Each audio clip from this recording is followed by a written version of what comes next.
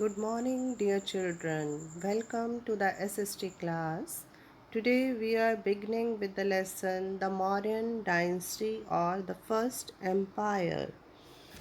The first empire of India was founded by Chandragupta Maurya, and the empire covered a large part of India, which included Bihar, Odisha, Bengal, western and northwestern India, and parts of Deccan. In fact, excluding Kerala, Tamil Nadu, and parts of northeastern India, Mauryans ruled over the whole of the Indian subcontinent, and all the powers was in the hands of the emperor who ruled from the capital Patliputra. In this picture, you can see Dhanananda and Chandragupta Maurya. The last ruler, Dhanananda was the Nanda ruler, was an inefficient and arrogant ruler and disliked by his people. According to Mudra Raksha, literary work of that period, a young ambitious man, Chandragupta Maurya, with the help of his Brahman guide and mentor, Chanakya, was eventually able to defeat Dhanananda. According to a Greek historian, at the time of Alexander's battle with Porus, the size of Nanda's army numbered 2 lakh infantry. Infantry means the soldiers foot soldiers, 80,000 cavalry, 8,000 chariots, and 6,000 war elephants, which was discouraging for Alexander's men and stopped their further progress into India. This is the picture of Alexander the Great. And here Chanakya is seen in this picture. He was the Brahman guide and mentor of Chandragupta Maurya. With the help of Chanakya only, Chandragupta was able to defeat Dhanananda. Seleucus Nicator.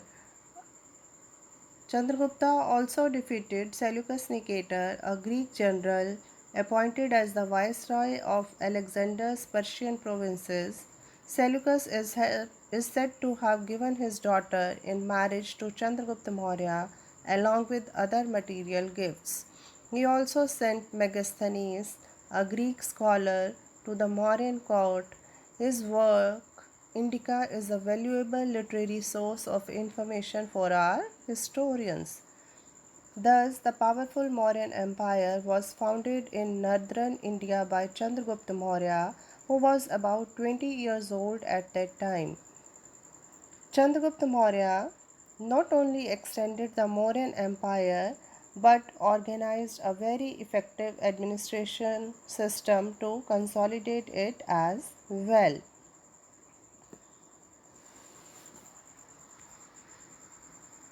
Here also picture of Chanakya is shown, and after Chandragupta Maurya, Bindusara succeeded his father Chandragupta Maurya. Bindusara was Chandragupta's son and he succeeded Chandragupta Maurya and was able to maintain the empire which he inherited from his father. He also successfully ran the administration of the state. Ashoka the Great. Bindusara was succeeded by his son Ashoka. It is said that Ashoka killed all his brothers to ascend the throne of Magdha. Ashoka conquered the state of Kalinga, which was still outside the Mauryan Empire. The Kalinga War, described in the Rock Edict 13th, became the turning point in life of Ashoka as it had resulted in a large-scale bloodshed.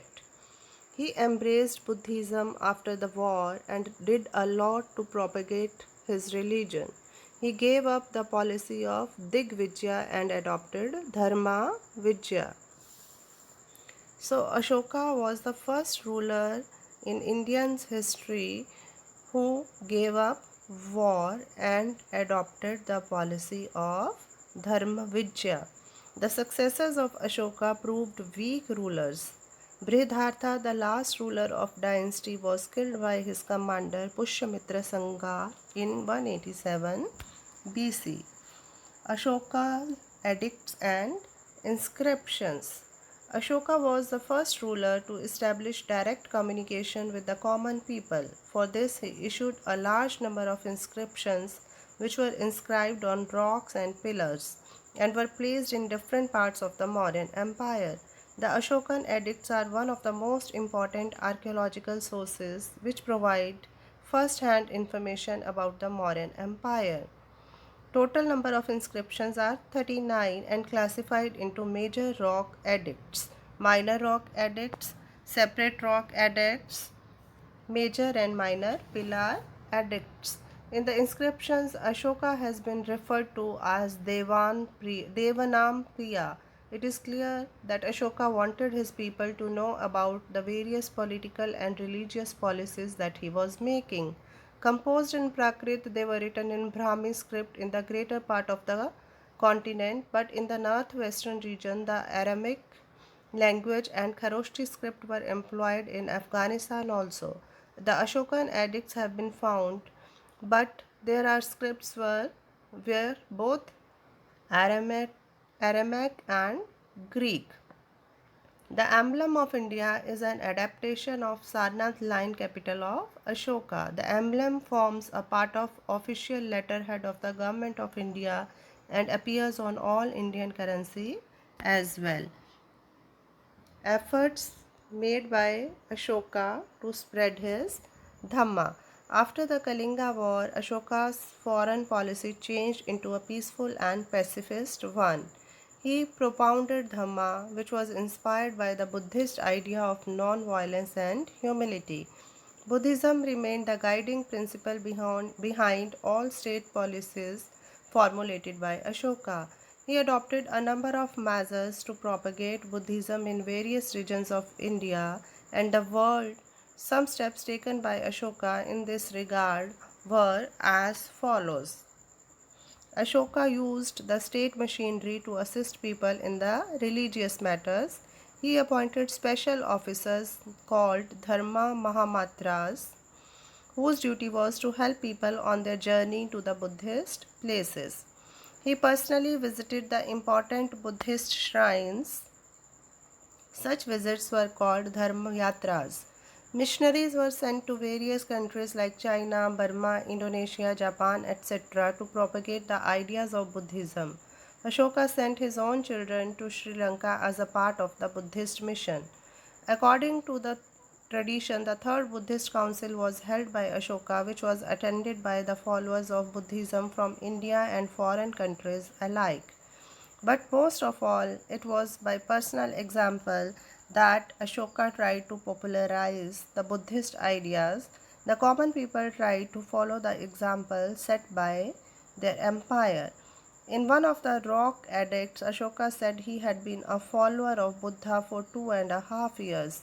He abolished royal hunting and animal sacrifices in the capital, reducing the palace's killing of animals for food from several thousand a day to 2 peacocks and an occasional deer, and he promised to eliminate even those 3. Ashoka's Dhamma. Ashoka is said to have started his own religion called Dhamma. After the Kalinga War, Ashoka embraced Buddhism, and this was Dhamma was the policy of peace and welfare. Dhamma is a Prakrit word which means dharma in Sanskrit. Dhamma was not based on any particular religion. It was a code of conduct promoting social and moral values. Ashoka wanted to inculcate the spirit of live and let live in his subjects. Thus, he aimed to instill a spirit of peaceful coexistence. Dhamma taught eternal values like respect for elders, compassion towards animals, charity to the poor, ahimsa or non-injury to all living beings.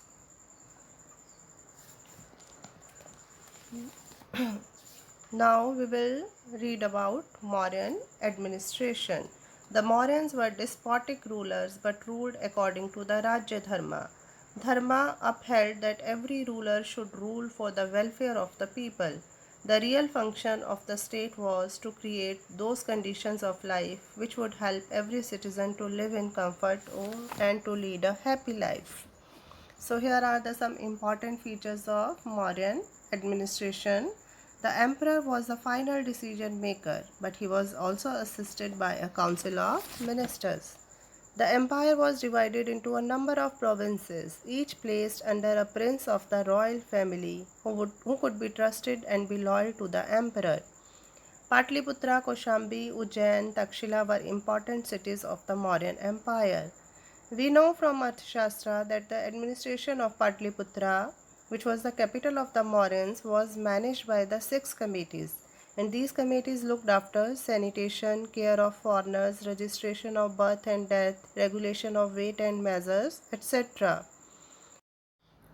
The most striking feature of Chandragupta's administration was the maintenance of a huge army comprised of infantry, cavalry, and elephants.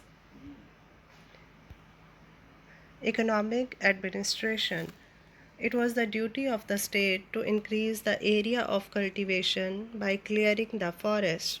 A large number of slaves and prisoners of war were employed in such areas, and they were made to cultivate the newly acquired lands. The state also encouraged the spread of agriculture in remote areas and their settlements. As a result, the population increased. The state charged taxes from the livestock breeders and collected toll tax, forest tax, mine tax, apart from the regular land tax. Decline of the Mauryan dynasty. The Mauryan Empire was a vast empire. A number of administrative departments were created under the Mauryan rule, which required large amount of funds and personal attention of the kings for the proper functioning. In the outlying areas, the central authority failed to maintain regular supervision. As a result, the officers on high posts started ill treating the various local elements. Gradually, these areas started witnessing rebellions in the leadership of local chiefs. Within 50 years of Ashoka's death in 232 BC, Mauryan Empire disintegrated. The successors of Ashoka were not very capable and they could not control the vast Mauryan Empire. The distant provinces started breaking away. The last Mauryan ruler was killed by his commander in chief Pushyamitra Sangha in 185 BC, and the Mauryan Empire came to an end. So, with this, we conclude with this chapter. Thank you and have a nice day.